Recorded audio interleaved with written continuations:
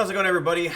I always start these live streams by saying I have no idea if it actually started streaming yet because I can click the stream button and then, I don't know. I'm assuming it's streaming. So if you're just hopping on, thanks for hanging out. I tweeted something out earlier. I'm going to do a quick retweet again. And make sure to follow me on Twitter. Give the stream a thumbs up because that helps the channel. And what else is there? Is that everything? Comment. Super chat. That's right. You can super chat. I'm tweeting real quick. Live now talking about why journalism is dead at youtube.com/timcast/live. Hopefully that works. Did it work? Sure. And it's got everything wrong about it. How's it going, everybody? Thumbs up. Yep, it's streaming. All right. So today we did the second episode of the podcast, and you may have noticed that in the first and second episode we did last week, this week, the audio is bad. And that's because we're having issues with exporting audio, right? So we've got these really beautiful microphones from Samsung. They sound absolutely incredible. And today, for whatever reason, the high end was totally dropped off. So beats the hell out of me. But we're going to get it sorted. We're going to get it figured out. And the reason why we just jumped in with doing the stream, doing the show, is that, I'm having video player problems right now. There we go. The reason we jumped straight in with just doing the podcast, and it's not the greatest thing in the world yet, is because when you're starting a business, when you're starting any project, you always just do it. You don't sit around waiting for the perfect moment, because there is no perfect moment. And the only way we're going to figure out how to make this good is to actually just start doing it. The point of this stream is, I guess, what is it? The stream changed the title on me. Overwatch, Chelsea Manning, Steve Bannon, come discuss news and politics. But I changed the title to Journalism is Dead, because I'm sitting here after, we published the podcast. It was like 40 minutes late because editing problems. Let me just say, what we're doing the podcast, it's fully produced, right? We've got microphones, we've got 3 different cameras, and we're trying to figure out the best way to do it. And it takes it's a long time to render, so we're working out the kinks. But journalism is dead, and everything's depressing. News is trash. Oh, every time someone subscribes, it's gonna make that noise, so I better turn that off. If you wanna support my channel, if you wanna support my work, you can pop in the super chat. You can make, I believe, donations of $5 or more will make your comment appear above everybody else's. Just keeping that in mind. Journalism is dead because I don't like calling people out, but I've just been so goddamn pissed off about this Chelsea Manning thing because, for one, Chelsea Manning, this whole issue is so damn personal to me. I've met Will Chamberlain a couple times, not friends with him. We're friendly. I've met Jack Posobiec one time for a few minutes. Don't know the guy. He was standing outside of an event in D.C. I shook his hand, and that's the first time I ever met him. Don't really speak to him. We've exchanged some direct messages of me asking him questions. After the Cernovich thing, I said, "Were you involved?" He said no. I asked him about the Bumblegate stuff. No real conversations. Don't know him. Don't know Jack Murphy. Don't know Lucien Winrich. Bumped into that guy one time. Don't know any of these people. But Cassandra I've known for a really long time, and Cassandra I really like and think is a really nice person. Chelsea Manning throwing all these people under the bus just shows you how dumb, how totally screwed up the world is. And it's the most depressing thing I've ever experienced and the most rage-inducing thing I've ever experienced. Chelsea Manning is flat out lying, okay? I will say definitively right now, it is beyond a reasonable doubt that Chelsea Manning was actually friends with these people. And that's what's so goddamn shitty. Okay, normally I don't swear, but it's so annoying. They were playing cards against humanity. Apparently, went to the mall together, having a good time. Cassandra posted a message from Chelsea after the news broke, and Chelsea was like, "Sorry, you're caught in the crossfire," saying that she prepared a soft landing for herself and that she learned how to defend herself in the media, throwing Cassandra right under the bus. And now we have all these stories coming out. You have the Daily Beast with these absolutely insane, psychotic, disgusting quotes Things like Chelsea saying, do you think a trans person would have been safe in that event? No. It's just absolutely disgusting, deceitful, disloyal. It is the behavior is being exhibited by Chelsea Manning. I cannot tell you. We have fake news. She's straight up lying. Blair White is a trans person who is absolutely welcomed at these events, and she's been attacked by the left. So it's like this narrative isn't true. Going to a Mike Cernovich party is not going to a Richard Spencer event. There's a dramatically different, it's different. It's very different. And even in that regard, I don't, like, if you listen to the podcast, I was at an event with actual alt-right people after Portland, right? This photo comes out because I was sitting down and having like a debrief discussion with everyone, like, what's going on in Portland? What are you guys doing? And there was a trans woman there, and nobody attacked her. When Chelsea Manning gives these interviews to save her own ass, to lie and say all of these insane things about, you know, Cassandra or Cernovich or Will Chamberlain, these people having anything to do with Charlottesville, it's insane. And what's going to happen when the average person reads this story and they think, wow, these people are going to kill us. Good for you, Chelsea, for fighting back. And then you look at the, it's mind-blowing how desperate the left is to defend Chelsea Manning. This just goes to show you how goddamn evil everybody is. And let me take this moment to right now call out Lacey McCauley. And she has gone she posted a series of tweets where she's like, I believe Chelsea, she made mistakes, let's back her up.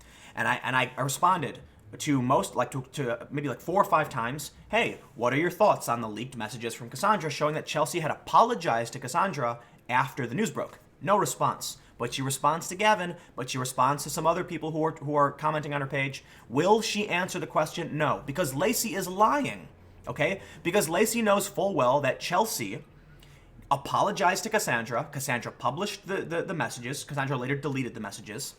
And Lacey, this is politics, okay? And now let's do the why Tim is a centrist and doesn't like everybody.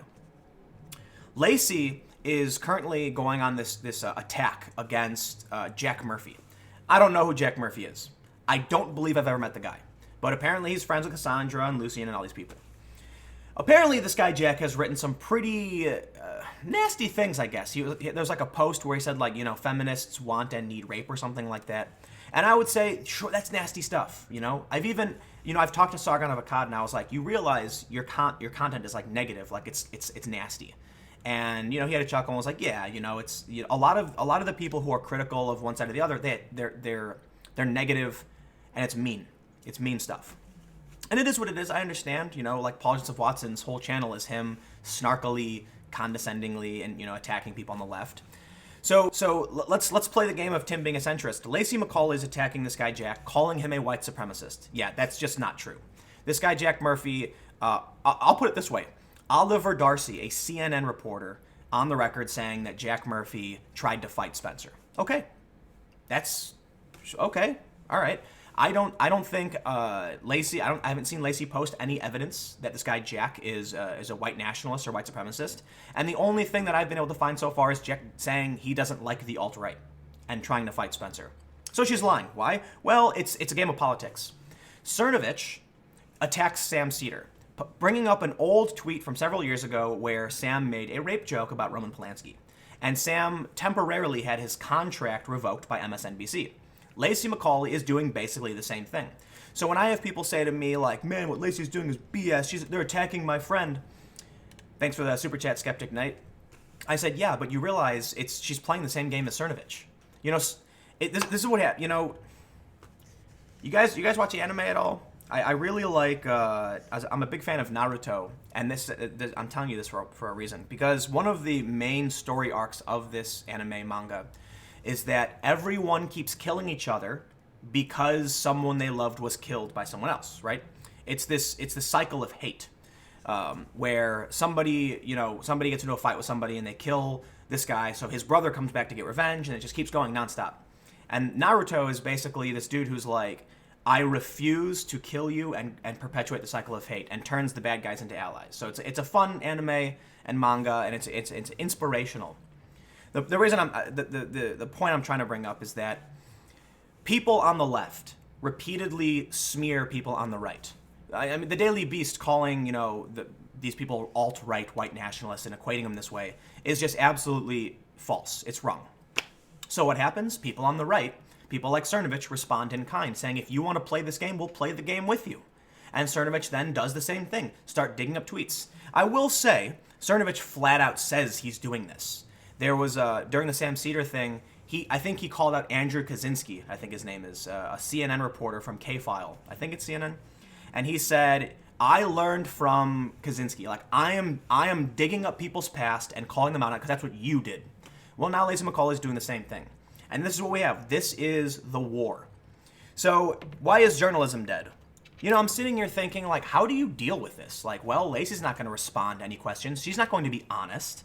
In fact, after Cernovich was at speaking at Columbia, and that big banner came out that said, you know, no pedo bashing or whatever, I asked him directly, I DM'd him, and I said, did you have anything? I can't remember exactly what I said, but I basically asked him if he had anything to do with the banner and stuff, and he didn't respond. Of course he's not going to respond, because it's a game of politics, that people are just going to do what they can to gain power. That's why I find it so funny, you know, do you guys, I don't know if you know about Bumblegate, but essentially some woman found Jack Posobiec on Bumble and reported it to Bumble, and then Bumble banned him or something. And basically Jack's saying that this woman's a hacker, and I don't know why this is news. Like, seriously, why the hell did so many outlets write about Jack Posobiec getting kicked off Bumble? It's so dumb. But Jack wrote an article where he calls, like, his group Posobiec Media, and Cernovich has Cernovich Media, and I'm just like, why are you using your last name for your media organization? You know, like, look, okay, go ahead, go do your thing, sure, but I'm just so sick of everything. There's no game to win. You know, that whatever game the left and the right are playing with each other, there's no winning. There's no end to it. It's just a bunch of people lying to each other, and meanwhile, the average person is the one who's getting beaten over the head with the club. And so I sit here, I'm trying to make videos, I'm trying to be like, hey, let's chill out and, you know, tone everybody down. It doesn't work. People want to be angry. They want to fight. And, you know, it's what I find particularly hilarious, like Jack Smith. I don't know if I mentioned this in any of my videos. WZRBS, thank you for the super chat. You're a huge nerd, Tim. It's a good thing you're also good at what you do. I appreciate it.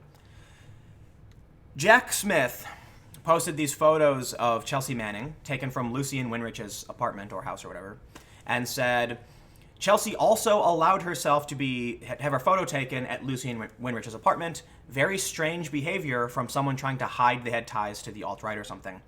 And I'm like, that's so funny, because I actually did an interview, like I'm a journalist, with Baked Alaska, and like, it was mostly Baked Alaska who, like, you know, I'd interviewed him in Berkeley, and then we were in Portland. And after everything, you know, wrapped up, I went out and like went to a bar. I wasn't drinking beer. I don't drink, pay for my own food. And I wanted to talk to people, because a good journalist is going to come down and talk to people. And they use that photo as some kind of proof that I'm secretly like a white national or something. Like yeah. So, and that's the event where, yes, you actually had a trans woman like getting along just fine. I don't know what the psychotic narrative is, but it's just, this is the world of politics. You know, I could make videos about skateboarding or pranks or cool gadgets, and it'd be so much more fun, so much easier, less controversial. And now this, like, the culture war stuff just bleeds out into everything, and it's all just lies. It's all disingenuous. It's all deceit. It's all people trying to stab someone else in the back so they can gain power and gain a following. Everybody's doing it. So I don't know. I don't want to make sure I didn't miss any of the super chats. I did not. So yeah, if you I don't know, man. I want to say something else too. You know, it's really frustrating. I don't do the fake positivity thing here on the Timcast YouTube channel. It's really frustrating that a year ago, like literally 1 year ago, I had not started making daily videos yet. That was, so I'm about 11 months into making a video every single day, okay? Before that, I would make a video once a week, once every other week, barely. And I had like 20,000 subscribers because I didn't really use YouTube. If I felt like making a video, I'd make a video, and they're kind of just, I'd like do very little editing.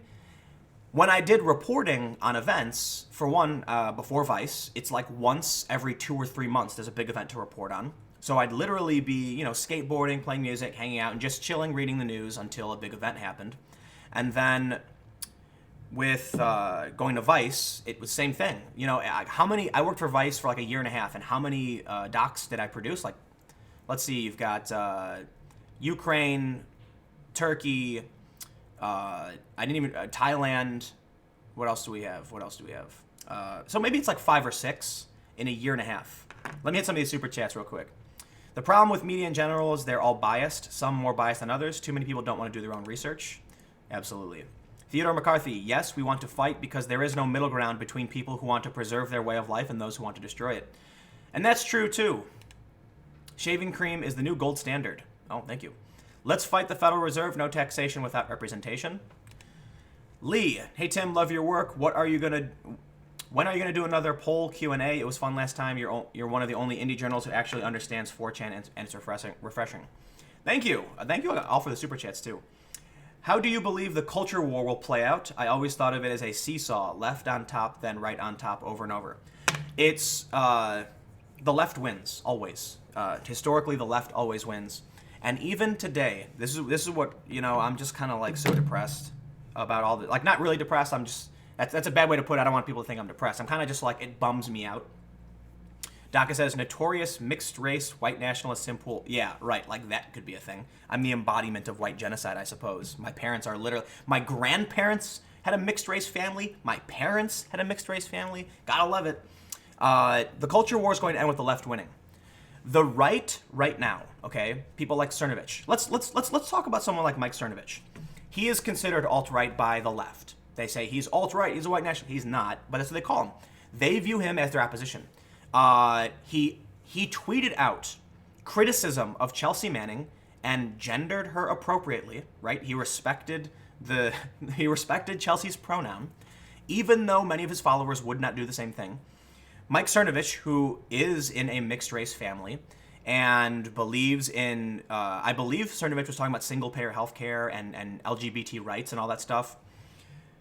Donald Trump, who I think has a lot to answer for. I don't respect anybody in office. Look, we can talk about the missile strike in Syria. I feel like there's always an important disclaimer to make when I'm like, yes, we can criticize the president. We can do it for legitimate reasons, for bombs in Yemen, Saudi Arabian weapons deals, of course.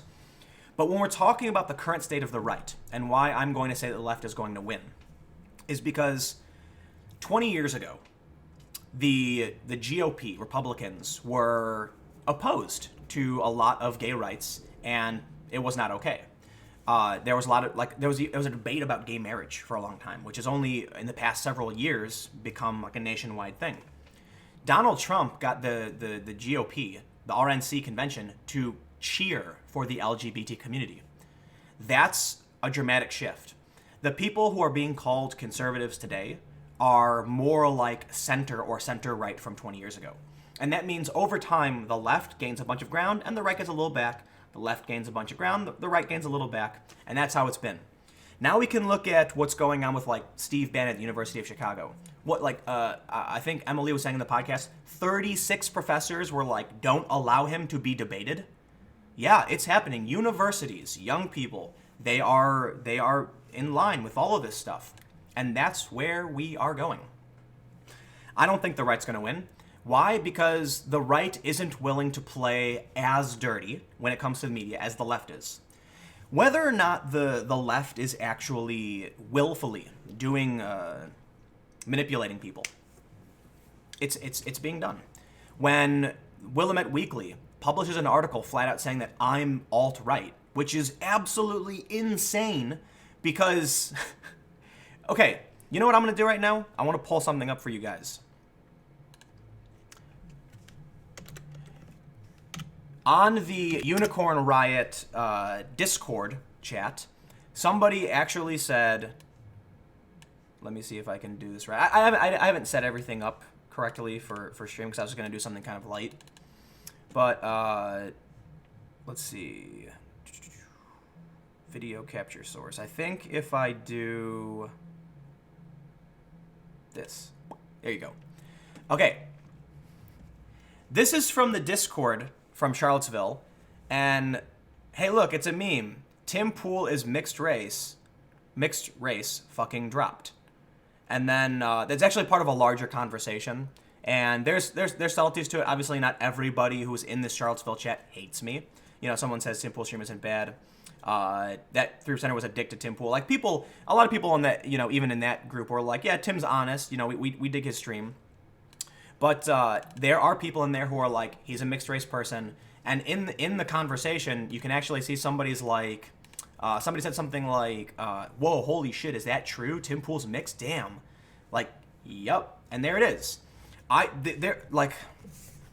had people on the far right, you know, say, I guess you call it racist. I don't know. But does it offend me? No, I don't care. It's part of life. It's normal.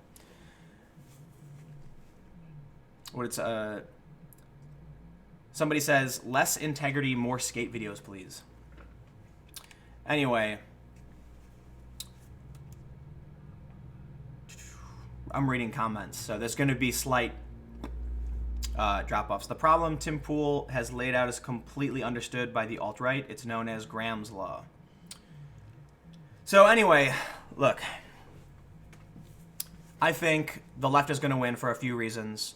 When Antifa struck when Eric Clanton bashed a guy over the head with a bike lock, I believe it's presumably because they still have to try him. So I'll give him the journalistic. We believe it to be Eric Clanton who did this, but regardless, someone affiliated with Antifa, who we believe to be Eric Clanton, bashed someone who was on his knees with his hands up over the head. They show up smashing windows. They commit low-level street violence, right? Some of it's pretty egregious. Looking at Mike Cernovich's event just last week, a 56-year-old man was attacked. We're told there was some witness who said he was attacked from behind. What I can confirm is that a 56-year-old man was strangled by one of the Antifa protesters. They're violent. You know, it is what it is. But what does the media do? Well, the media ran defense for Antifa for a really long time. Why? Because they're scared of them. Lee, in the super chat, thanks for the super chat, says, hey Tim, if you're out of things to talk about, name some more anime you like. When I stop talking, it's not that I'm running out, it's I can't read the comments and talk at the same time, so I could certainly talk about a bunch of anime. I've talked about this before. What will the right do in response to some kind of political violation? Nothing. A boycott, maybe? What does the right do? Look at the Tea Party, right? During 2012, I believe it was, there were some right-wing protests that I showed up to in, God, what was this? Philadelphia. And what was it? It was a bunch of people sitting in lawn chairs waving little American flags. That's it. What does the left do? Well, they put on black masks, and they light things on fire, and they bash people over their head. They pepper spray young women. So tell me, do you think a business is going to be bothered at all by offending the right? No, they don't care. They might lose business, but they're not thinking about that. Berkeley is one of the most terrifying and repressive places I have ever been to in the United States. And I grew up in Chicago with all this segregation. Like, Chicago's a pretty screwed up place. It's very dangerous. And you want to know why I say Berkeley is oppressive? There are signs in the Bay Area on windows that say things like, this is a small business, please don't smash our windows.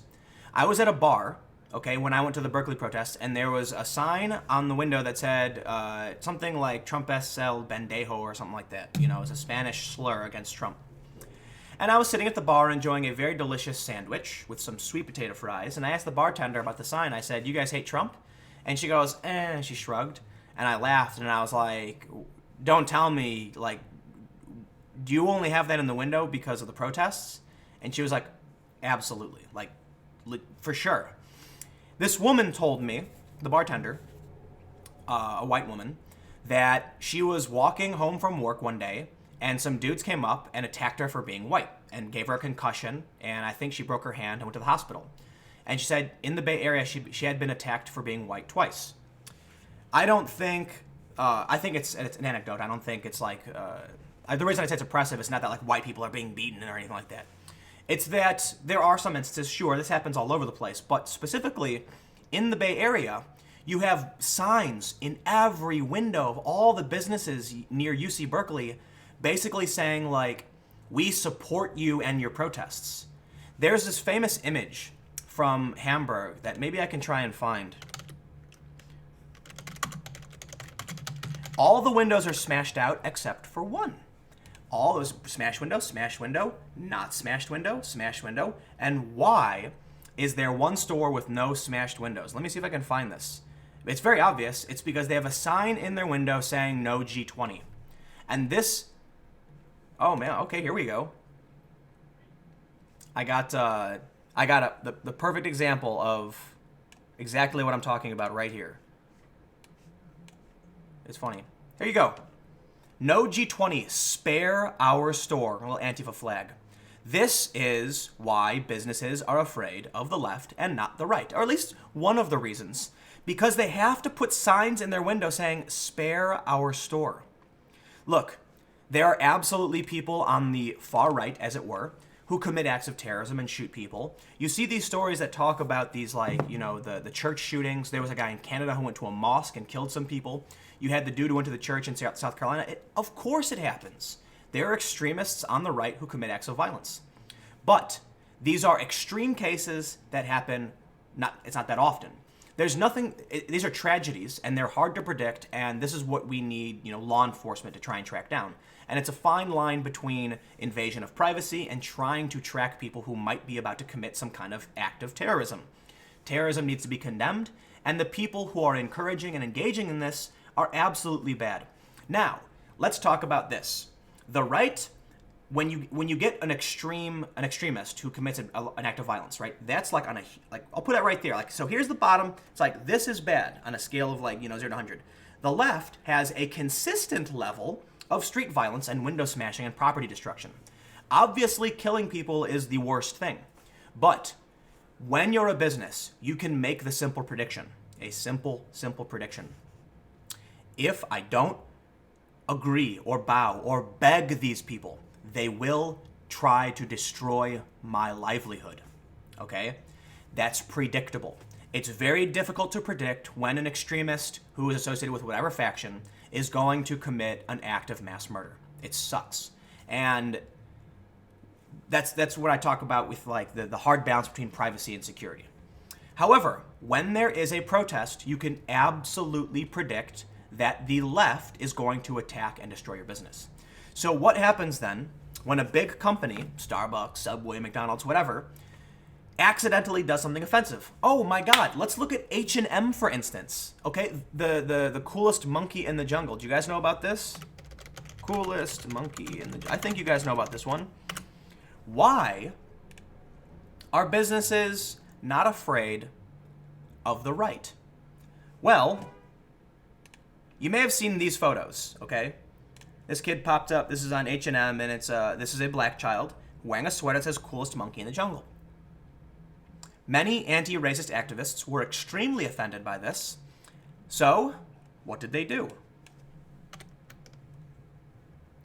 I'm going to... I just typed the word in for you. You can see it. They trashed H&M. And look at this. H&M closes down stores after Coolest Monkey in the Jungle. Let me find a better source than Unilad. But this is what happens, okay? So I don't know if the Sun is a great source. Now, when these businesses offend the right, has the right shown up and destroyed a series of clothing stores? They haven't. They don't. So what do you think is going to happen? Do you think the right is going to win? I don't think the right's going to win in the long term. Why? Because fear. Fear, oppression, destruction. Let me hit some of these super chats. Game Freak 2 says, the 56-year-old guy that got beaten up by Antifa after the event will be left with head injuries. He got kicked in the face and back. And the EMT said he had a light pulse and was rushed to a hospital where they put him in, they stabilized him. The man could have died. And Shaving Cream is the new gold standard. Thank you for the super chat. There is no left or right, only individualism versus collectivism. We are facing the worst collectivism statism. I agree. I think it is really collectivist versus individualist because even the alt-right is collectivist and the far left is collectivist as well. Theodore McCarthy. The right wants to preserve order.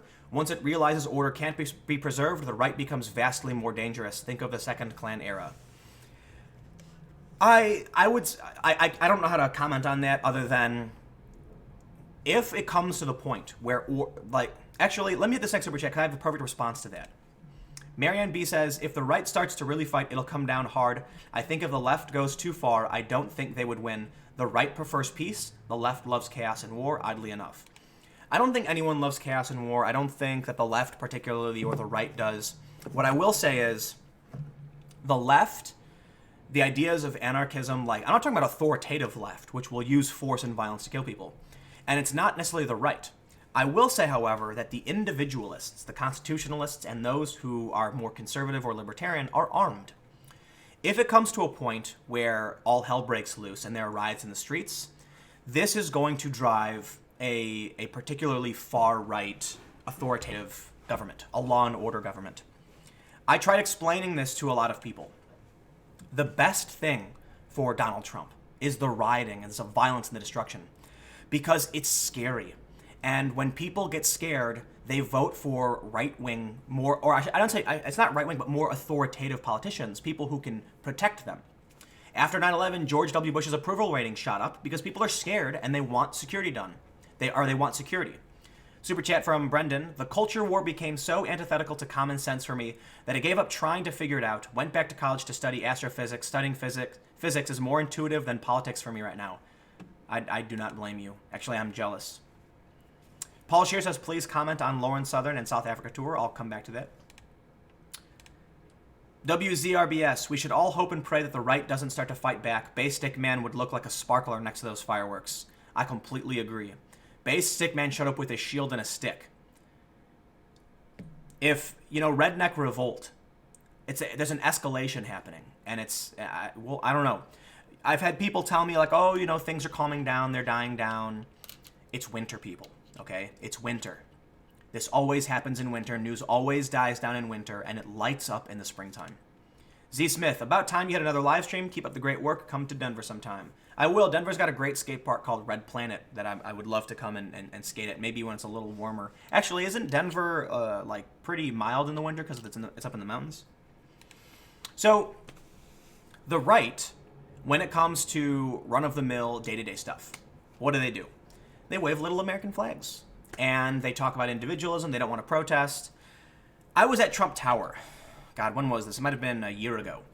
And there was a protest. And there was one guy wearing normal clothes, and he was just looking with his hands in his pocket. We started talking, and he said he was conservative, and that he supported Trump, didn't like all of Trump's policies, but he didn't really like the political correctness because he felt that you can't get problems done if you can't talk about them, things like that. And so I said, will you come out and protest in defense of Trump? And he goes, oh, no. No, I don't do that stuff. I'm going to go to work, go home, and just, and there it is.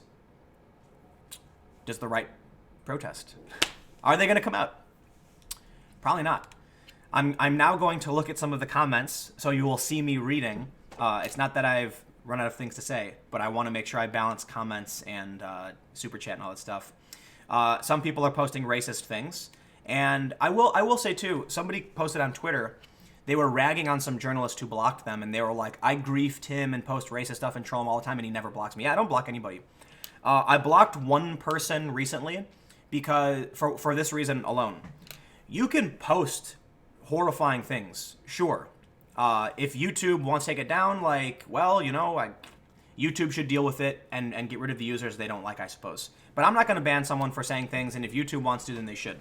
The point is, I don't block people, but there was one person I blocked because they bought a bunch of fake followers, and then were trying to do, I don't know what it's called, but it's like Twitter replying. A bunch of people got a ton of followers. What they would do is they would keep refreshing Donald Trump's Twitter feed until they saw him tweet, and then they would immediately reply with something, stupid or snarky. And that way, everybody who sees Trump's tweet will see this person below them and follow them. Somebody was trying to do that to my Twitter account.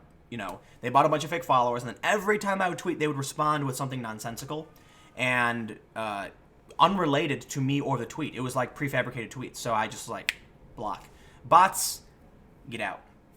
Nicole Marie in the super chat. Tim, I just read Andrew Breitbart's book, and I highly recommend it. The right can win the culture war if we have more people like him. You know, I don't want to use anyone's name specifically, but I met somebody who knew Breitbart back in the day, and they told me that Breitbart used to be on the left, far on the left. And then something happened, and he just, you know, he switched, I guess. And they seemed disappointed about it. But I'll say this. Another reason why I was saying I think the left is going to win is that what we're calling the right today was actually aligned, to a certain degree, some of them, with the left 5 years ago. Cassandra Fairbanks was on the left. Apparently the guy Jack Murphy was also on the left. Free speech was on the left. Free expression was on the left. The right to protest and all of these things were on the left. Now they're not. Now they're on the right. And the left is particularly more extreme. It's the damnedest thing. There's, I don't know if you've ever heard of Juice Rap News, but I brought this up in streams before, and I showed this to a bunch of people today. There's a video from Juice Rap News. Actually, let me hit the super chat, and then I'll show you the video. Theodore McCarthy says, Tim, we just had the March for Life, and Charlottesville was just last year. The right does protest. It just doesn't get covered much by the media. Perhaps. It's true. But I think the main issue is that the March for Life was calm and peaceful. And when the right does have marches, it's sanctioned, it's organized. Someone asked if I've seen H.A. Goodman lately. I have not. I want to pull up this Rap News 6 video for you guys. I think Rap News is fantastic, and I'm going to hit this. Somebody's accusing me of doing 9/11, but thank you for the $10. Free speech. Now I'm going to play for you this video right here. Just a bit of it. Because this is good stuff. I'm gonna skip ahead, mind you. Every American should be outraged by the situation.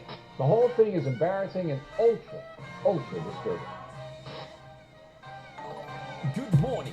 This is a Juice News call-out in the wake of Cablegate and the subsequent fallout. Balls out revelations, observations of diplomats, giving actual confirmation of hidden facts, spilling backroom deals, leaking leaders' chit-chat, money laundering and tit-for-tat, spits and spats, the picture that emerges... Okay, I'm going to pause right here real quick before we move on. He's talking about Cablegate and WikiLeaks. Juice Rap News, Juice Media is left. And right now they are talking about WikiLeaks. This video, I would say, is very much in support of WikiLeaks. Now let me jump ahead real quick, and this is good stuff. This is funny stuff. I'm only going to show a few more seconds, so bear with me. On WikiLeaks system, day by day, cables still spray through mirror reflection. Will Cablegate change the game or lead to repression? We get face to face with Hillary Clinton. Hillary Clinton, how does it feel to get leaked on? It's scandalous. This is a case of high treason. It's against the land of the brave and divine freedom. We're the good guys for democracy. We fight evil and... Okay, next point. Remember, this is a leftist video.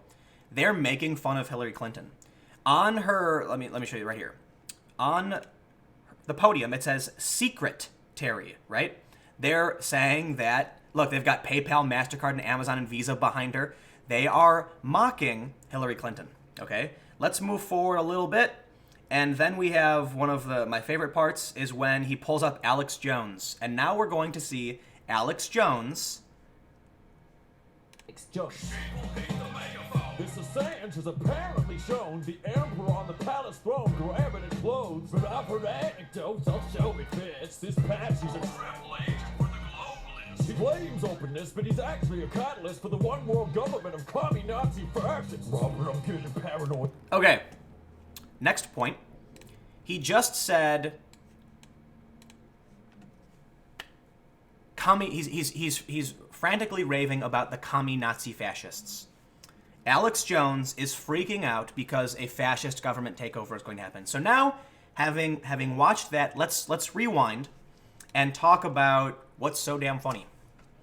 Making fun of Hillary Clinton, supporting free speech, supporting WikiLeaks, and showing Alex Jones ranting about the coming fascists. This video is a left-wing video. But if you made something like this today, it would be called a right-wing video. What was right-wing when this video was made is dying and decaying. And that's why Cernovich calls it the new right. They're more socially accepting. Let me turn off that booping for you. Whenever someone subscribes, it's going to do that. Let me just say right now, for everybody watching, thanks for tuning in. I've been getting more notifications on YouTube for some reason. Like every single time somebody does something, I get a notification. That's cool. Subscribe to my channel if you haven't already, because I post videos every single day. And I'm going to try and do live streams more often. I always say that, but now that we have the podcast moving, let me just take this time to tell you guys exactly what's going on real quick. Emily is here. We're going to be working together, and Emily's mission is going to be to help focus on trips where we can do on-the-ground reporting. The main reason I haven't been as on the ground is not because I have stopped. It's because it doesn't happen that often. Once, maybe 4 or 5 times per year, I'd actually be on the ground somewhere. With Emily's help, we're going to be able to do more. And so there's going to be more YouTube channels. I've got my second channel, which is going to start focusing on... I'm going to figure out what we're going to do with it, but there's going to be some more content and different kinds of content. We've got Subverse launching, and that's going to be a lot of fun. Let me hit the super chat. Jerry Totten said, "It is liberalism that wins, and the left hasn't been liberal in a while." It is, yes. So that's a good point, actually. I guess, yeah. We'll call that super chat Jerry Totten. Excellent insight, and now I will revise my previous statement because you have enlightened me to an extent. Liberalism wins. The right to free expression wins, and authoritarianism tends to lose out. Socialist countries, communist countries, one of the defining factors of all of the ones that have been tried are that they're authoritative, and they fail. Another super chat here from Skeptic Knight. Tim, your thoughts on the current epistemic state of the average centrist person? Where should people go for your news? Well, if you want my news, come to my YouTube channel, where I wish I could do more, but I make one video per day, where I talk about a particular issue that I find to be relevant and important, and I'm trying to do more. So hopefully we're going to ramp everything up, and I'd like to do a general news show that might be 20 to 30 minutes long, but this is, we can only move so far and so fast at a time at once, so it is what it is. How do I get my news and how you should get your news is on Twitter. Here's the best thing you can do if you want my opinion. If you really want to know where I get my news and why I think the things I do, go on my Twitter, look at who I follow, and follow them. These are the stories that I see. It's not entirely what I do. One of the other things that I do is I go on Reddit, and I go to news, world news, and various subreddits like technology and politics, and I look in the news section. Some sources, some news organizations, have burned me with bad information. ABC News has, but they're not so bad. And Washington Post has been pretty bad on a lot of these issues. So I tend to shy away from them. But look, as much as I'm very critical of the Washington Post, and I try to avoid using them as a source, I actually at one point in the past said I would no longer use them, and you can only do so much. So that was me waffling, because I still do use them to an extent, but I do avoid them as much as possible. When I see a story from WAPO, I will actually try and Google search it to find a different outlet, because Washington Post has been the worst of the big outlets. That being said, the big outlets are still some of the best sources for news. You just got to be very diligent, and this is one of the big problems. If you have to double check and fact check a news organization, what's the point of going to them in the first place? I talked about this in one of my previous videos just a few days ago. When you hire a plumber, you can see the pipe working. He flushes a toilet, you said, he did it. My toilet was broken, my toilet is fixed. You pay the man, the person, sorry. When it comes to news, that is kind of the same thing. You are paying someone for a service to, I'm talking about subscription services here. You're saying, okay, I'm going to pay for this service because I want facts. Well, they don't give you facts. They screw up. And if you're going to have to fact check them, why pay for it? What happens? Well, people don't pay for it. They go to ad-supported sites or sponsor-supported sites, and then these companies are simply trying to get the most clicks possible. Got a super chat here from Nicole Marie. Breitbart explains his transition from left to right in his book. It seems that the authoritarian left has been around for a long time. Oh, absolutely. 100%.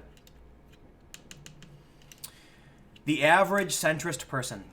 I have some friends that are far lefties, and it's crazy how they're like, Tim, how could you interview these people? You need to refute what they're saying.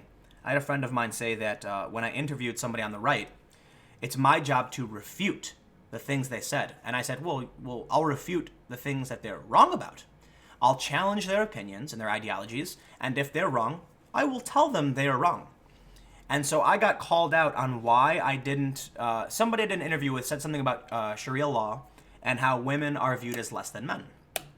And I was asked, why didn't you refute that? And I said, because it's true. Because in Sharia law, women are less than men. Look, we can get into the nuance of the different schools of Sharia law and how it's enacted in different countries. And in some countries, it's not necessarily used as law. There's a judicial system, and Sharia law is more of an at-home practice. Not every country that practices Sharia law is like Saudi Arabia, but in most cases, they believe that a woman is less than a man. I mean, what do you want me to say? Do you want me to stop the interview and say, let's define the various schools of Sharia law? Or do we talk about the most egregious offenders? When someone says something like Saudi Arabia and Iran, well, yeah, that's not even a debate. And I'm not saying this to disparage those that practice Islam or any religion, but let's be real. Mecca is in Saudi Arabia, and Saudi Arabia only recently allowed women to drive. They view women as less than men. It is what it is. I don't, and this is somebody who is like an average lefty who doesn't really follow the news that much. This is the stuff that they're listening to. So I was curious. I'm curious. I was thinking about something. Ben Shapiro goes to universities and speaks, and he says things like he won't use people's preferred pronouns and things like that. The left protests. The left gets upset by Ben Shapiro, and Berkeley had to hire big security, and there were protests. Ben Shapiro, of all people, he simply got the wrong opinions. Super chat here. Peace says thank you. And Eric says, keep up the good work. Do you get a lot of time to write any music nowadays? What are you listening to right now? I will put a thumbtack in Ben Shapiro for 10 seconds. What am I listening to right now? Churches, Muse. I've always listened to a lot of Muse. And I don't write a lot of music. But look, I was thinking about Ben Shapiro and the things he says, and I wondered what would happen if an imam went, this may have been in the podcast, but what would happen if an imam went to one of these universities and said things like, a woman is her testimony is worth less than a man and shouldn't be allowed to drive and should be covered up, and that, homosexuality is wrong. What if an imam said all these things? Would Antifa and the far left come out and protest this? I'm genuinely curious. These are Abrahamic religions, right? So I don't need to even say imam. Let's flat out talk about Judaism and Christianity as well. If a priest, a rabbi, or an imam went to a university and talked about what was in their books and the things it says about women and the things that it says about homosexuality, would the left protest? I think Antifa would protest a Christian. I don't think they would protest somebody who is Jewish or an imam, even if they have the exact same ideas. So, I'm sorry, I take that back. Ben Shapiro's Jewish. But would they protest an imam? I don't know. There's a lot of politics to consider. Somebody, Stephen Payne in the chat says, nothing would happen because Islam is a protected group. I certainly think you have a right to practice whatever religion you want. That's one of the founding principles of America, and it is in the First Amendment, freedom of religion. And I got a lot of respect for that, because everybody views the world differently, and everybody has their own truth. There are some things that are definitively true. I tell this to people. If I throw a rock at a window, it is a strong possibility, though not definitive, that window will break. We can't calculate the exact probability of the window breaking, but most people would agree a rock will break a window. Now, religion, on the other hand, totally different. There's so much that we don't know about the universe. We think we know black holes are real, but they might not be. There's theories, and theories are put to the test. I'm not talking about the colloquial theory. I'm talking about legitimate scientific theories. Like gravity exists. We know it does. Our theory as to why and how gravity works is based on a ton of complicated physics, math, and science, but we believe we've narrowed it down, but there's still a speck of doubt. And that doubt is what makes science possible, that we can correct ourselves when we better understand. Religion takes it a step further and tries to, people believe, based on scripture or books, what is and why it is. And these are questions that are hard to answer. So people have faith. And that's why we all have a bit of our own truth. There are certain things we don't know and can't know. And so to survive, we have faith that some things are true, and we base our decisions off of this. It's an effective evolutionary strategy, in my opinion, because those that are wrong will die off and those that are right will survive.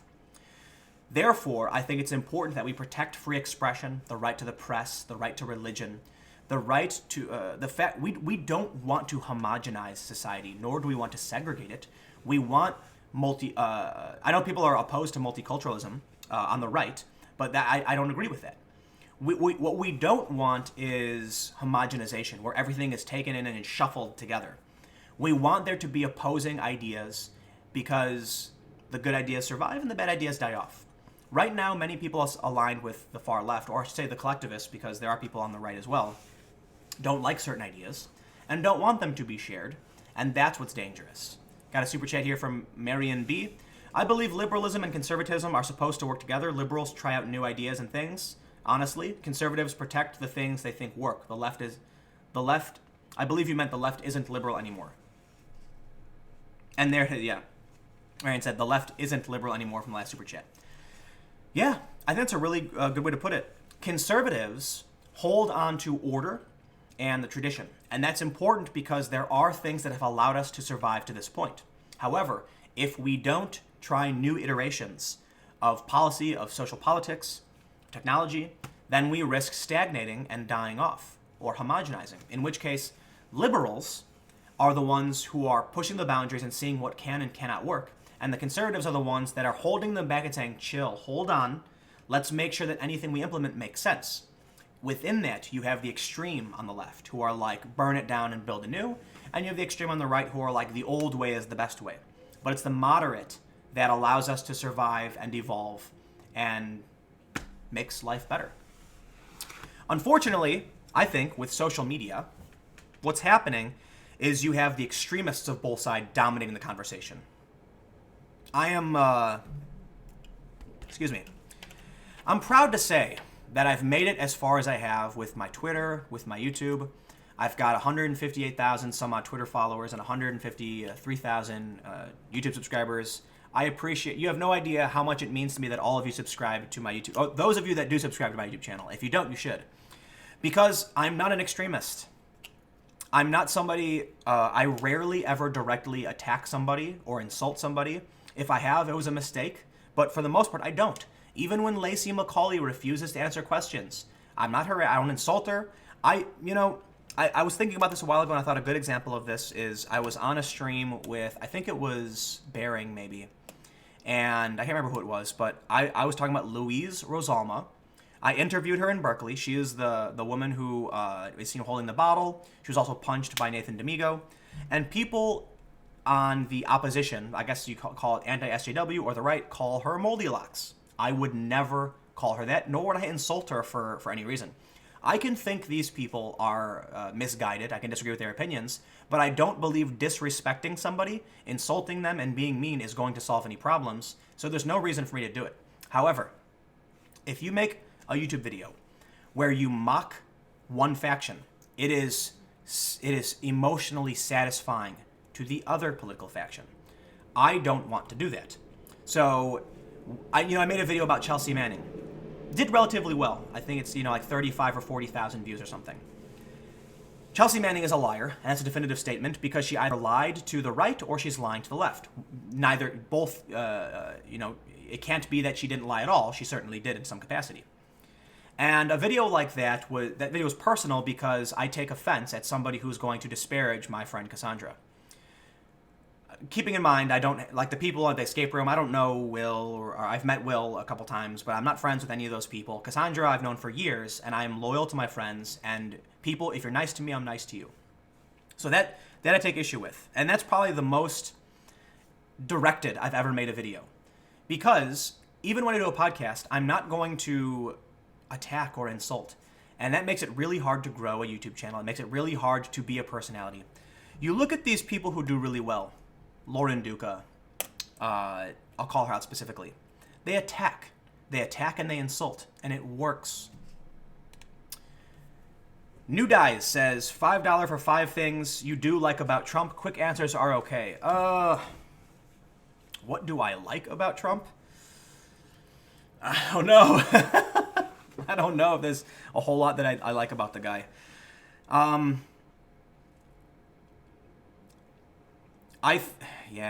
don't know. I don't know if I can do it. You guys, how about you in the comments tell me why you like Trump, because I'm kind of at a loss for words. I don't like the fact that he campaigned on opposition to war, and then we are now engaged in commando raids in Yemen and the weapons deal with Saudi Arabia.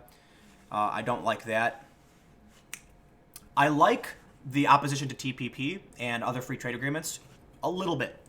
Free trade agreements I think are actually a good thing in the long run. However, I think one of the biggest complaints that a lot of people had with TPP and NAFTA and these other agreements is that they gave too much away, that the U.S. lost too much in those deals. I do like, it's one of the reasons I liked Bernie, it's one of the reasons I like Trump, is they acknowledge the fact that we need work being done in our country. We need jobs in our country because that's how the economy functions.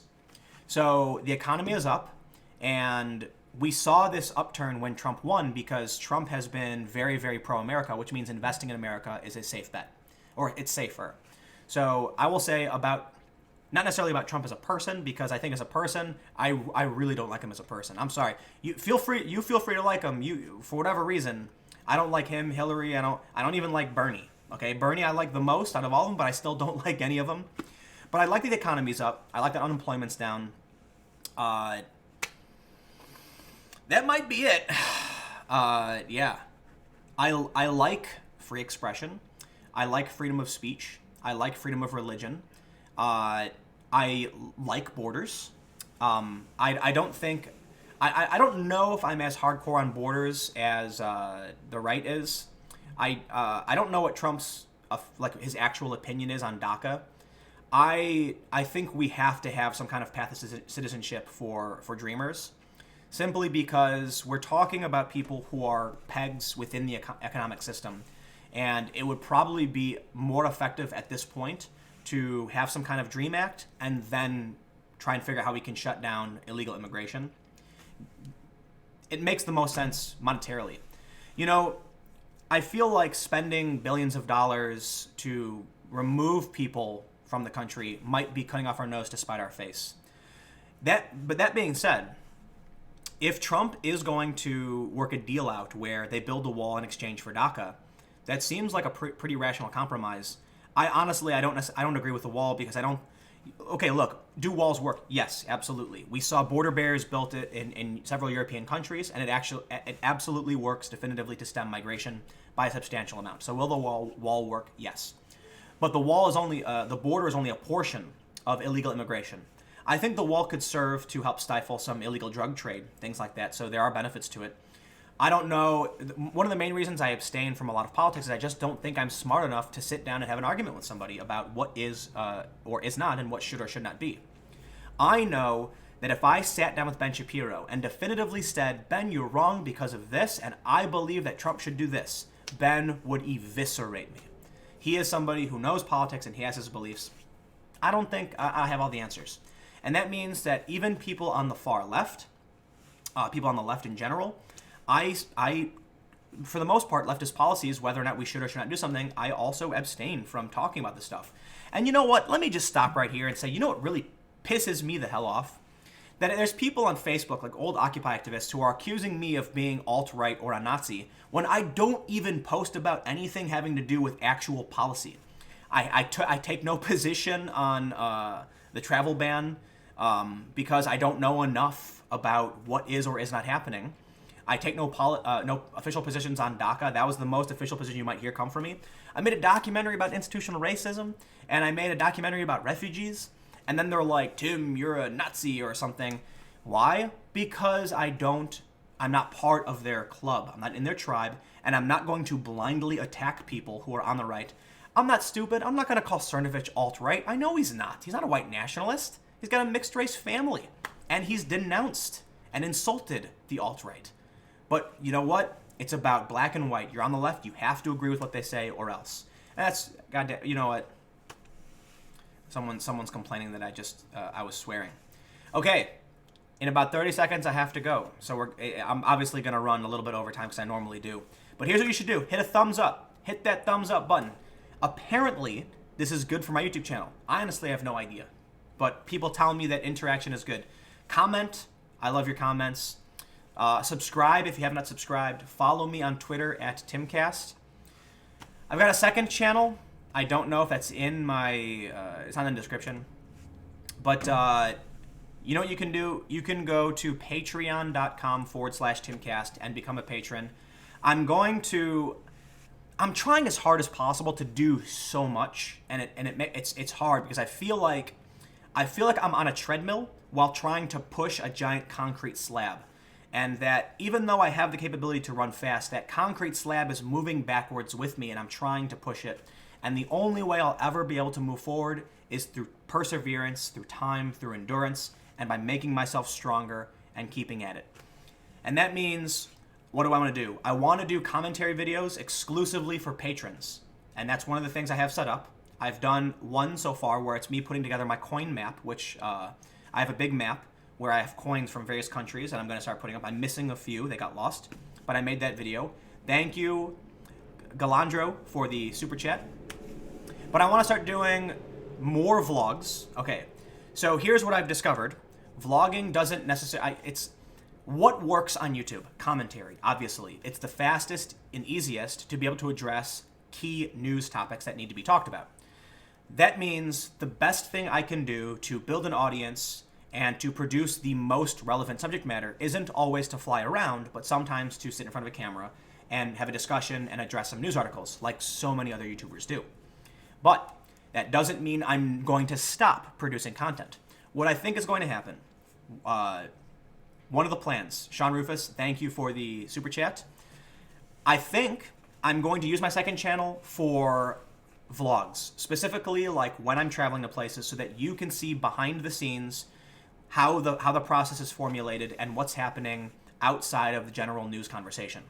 My main channel will host only the most relevant subjects. So if I go to a Berkeley event, if I go to France, or I go to the G20, you will likely see less videos about that event because I will condense it down into the most relevant. Before, what I was doing is just like daily vlogging. I wanted to see if there was a way I could combine travel and news into one, and it's not necessarily the most effective way to do it. So stay tuned. There's going to be some changes. Everybody who's been watching for the past hour, I really appreciate it. I'm thinking about doing a straight up travel vlog, daily vlog for my second channel. We'll see what happens, right? And Subverse is now officially open, but it's like barren. The Culture War podcast, which I've been uploading, it's going to be every Sunday at 4. It's going to be on this channel, my channel on Timcast, for the time being, until we can establish it, get it on iTunes, get the website set up, and then we're going to move it to its own space. And the Culture War podcast is in its infancy, but it's a discussion between, right now, me, Emily, and Reactor, where we talk about current issues in news and in the culture war and things like that. And that's the first project of Subverse. Subverse is going to have full-length documentaries. We're going to start bringing on writers. It's a slow process, but you know what we're going to do? Instead of sitting around waiting for investment, instead of sitting around waiting for the perfect moment, we're just going to do it. Skeptic Knight said, Tim, something to know, weed is like ayahuasca, the drug, messes with the ego, which messes with individualism. Maybe. I don't smoke weed. The Geth said, did you read my other chat? And Trump's cultural impact has been much greater than his policy. Think about what we can say now. The Geth, I'm sorry, I missed it. Let me see if I can scroll up and see if I... The Geth said, do you think one day news will be a bunch of people making a living by running around with their phones recording events? Will it replace TV companies? No, because if everybody is a journalist, nobody's a journalist. And we're going to learn about breaking news from whoever just happens to be there at the time. That's just the way it's going to be. But we need journalists to do investigations. We do need analysis. We do need opinion. We need people to break things down. The benefit to an opinion show is that someone's going to present some kind of argument or idea that you may not have considered. And that's actually really important. But what the most important thing is bipartisanship. It's kind of, people watching both sides.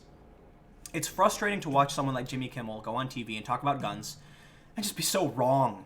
And you know, it takes 2 seconds to do research and realize he got a bunch wrong on guns. But I watch Jimmy Kimmel. I don't watch him every night, but when he has political statements, you know, I'll see his YouTube video. I'll watch it. I follow people on the left and the right. You know who I just followed today is ContraPoints. I don't know if you know who ContraPoints is, but ContraPoints is a YouTuber, and I have a lot of respect for ContraPoints. I don't know if this person has disparaged me or called me a Nazi, but I think ContraPoints is a well-made YouTube channel, and they do a decent job. There's some stuff on the left that I think is just absolute deceptive garbage, and there's a lot of stuff on the right that I think is absolute deceptive garbage. I think we see more absolute fake news, like websites that just generally make stuff up, tends to be on the right, and the left fake news is more manipulative and deceptive, right? They use they use a little bit of truth to try and convince you that it's true, so it seems believable. Anyway, I've gone over by 5 minutes, and I do have to go because I am going to take a nice relaxing break and go watch a movie, because I don't take days off. I take whatever time I can get. So again, hit the like button, smash that thumbs up, subscribe if you haven't already, follow me on Twitter at Timcast, patreon.com/Timcast, become a patron if you'd like to support my work. It's winter, but there are plans for trips. And what is likely going to happen is that you will get a daily news commentary and some kind of research on the most relevant subject matter or some kind of concept within politics. And then while we're traveling, I'm going to try and have vlogs on my second channel.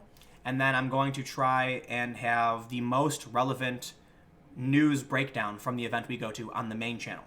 So that just means there's going to be less travel on the main channel and more relevant news, which I think is the most effective way to do things while still keeping on-the-ground reporting there for you guys. Thank you all so much for hanging out. I'll see you hopefully tomorrow at 4 p.m.